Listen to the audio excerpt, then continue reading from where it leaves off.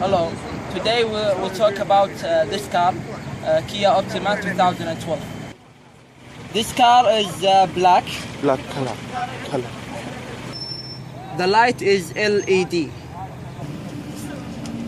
This car has two exhausts, one here and one here. The car is have boot. The gear is automatic with manual. The air conditioner of this car is very cold. The top speed of this car is 260. The car is leather. The color inside the car is gray with black.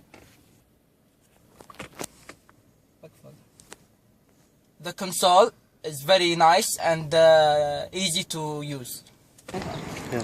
The car have 4 doors. The control window is automatic. The engine of this car have 4-cylinder and 1.8 liter. The engine have 178 horsepower. The tire is 21 inch. The light here is black.